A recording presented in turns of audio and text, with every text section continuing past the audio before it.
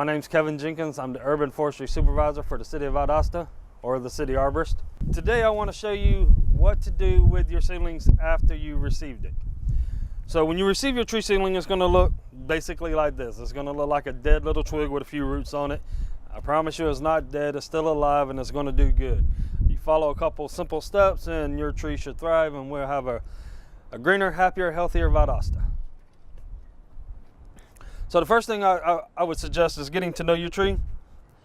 And if you look at it, of course, you got the main stem here, you got the root system down here, but right above the root system is the root flare. That's where you want to plant your tree, right there at that point, right above that top root is where your dirt line, where you want your dirt line to be. So once you receive your tree, you take it home. I would recommend getting a medium-sized pot. This is a 3-gallon pot. It's a good starter pot for your little tree. Put it in there. The rule of thumb is about every ½ an inch, you want to step your tree up to a larger pot. And I really wouldn't recommend planting your tree out in the yard until it gets about 1.5 inches in diameter, which means that this lowest point would be about 1.5 inches wide. Now, of course, it's going to be a decent sized tree then. You should have it in about a 15-gallon pot at that point.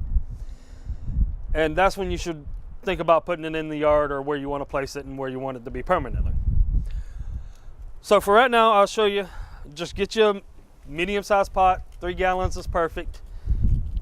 I like to use just basic topsoil. You can go with potting soil. I know a lot of people think, potting soil, it works out better. And it has some advantages, but good topsoil, just as good.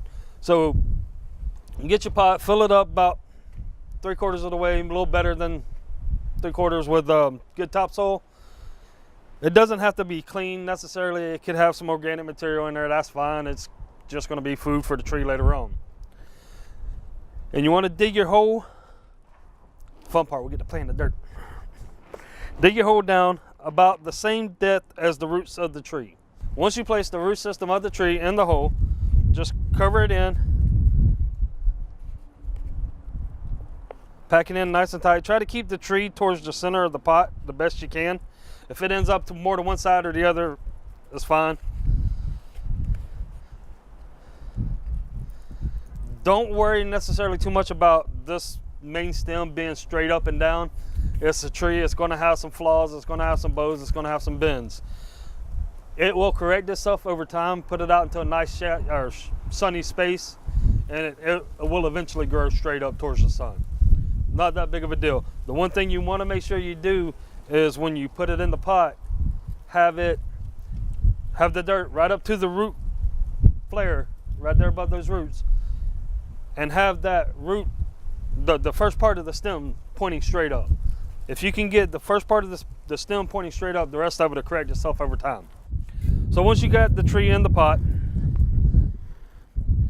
and you got the soil line right above the root flare, what you want to do then is just get your water hose out and water it in real good. Don't worry about drowning the tree. You're not going to drown the tree, but here's the fun part. Now we'll get to playing the dirt again.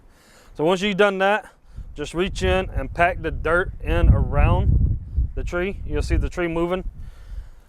But you want to do that because you want to get all the air pockets out from around the root ball. We talked about this on larger trees before in the past on some of these segments.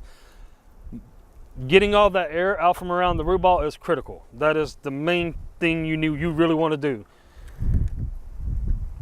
So at this point, what you want to do is you just want to move the dirt around, pack it in around the root system itself. Make sure you get as much of that air out of there as you can, and just let the water seep in. Now you want to water your tree for the first couple months every day. Just fill it up to about that same point and let it soak in every day. Keep this tree nice and watered.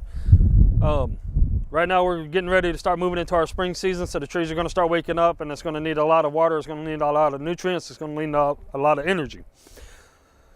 So make sure you water this, and then after that you want to wing it back maybe once every 3 days, once a week, once every 2 weeks. Slowly and gradually you just want to wing the tree off to where it's surviving on our natural rains and our natural climate, or local environment, I guess we should say.